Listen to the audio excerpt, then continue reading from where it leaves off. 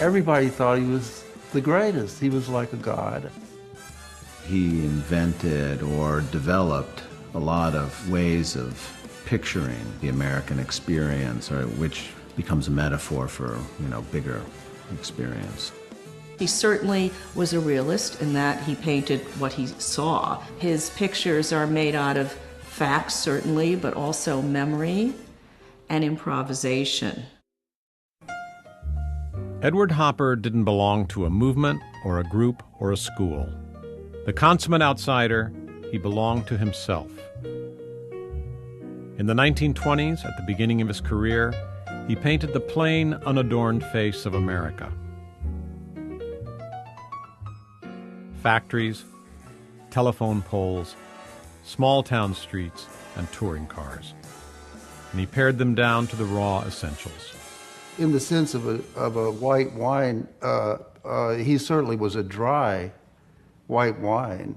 He wasn't fruity in any way. It's very sparse. He didn't do more than he had to. No figurative artist was as bare bones as he was. In a sense that it perfectly fitted his subject as well. The hotel rooms, the barren offices with minimal piece of furniture, filing case. I think that's the extraordinary, thrilling thing that he achieved.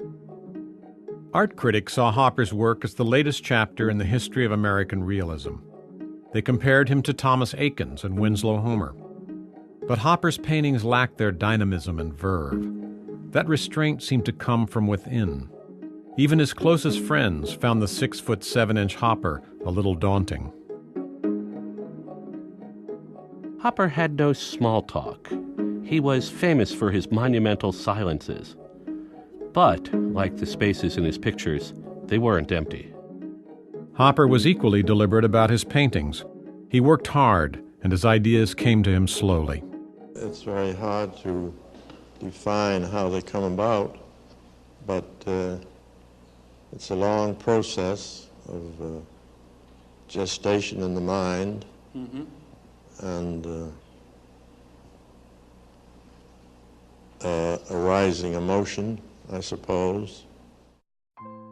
As the confidence of the 20s gave way to the uncertainties of the 30s and 40s, his subjects increasingly became uncommunicative figures, often alone in empty rooms.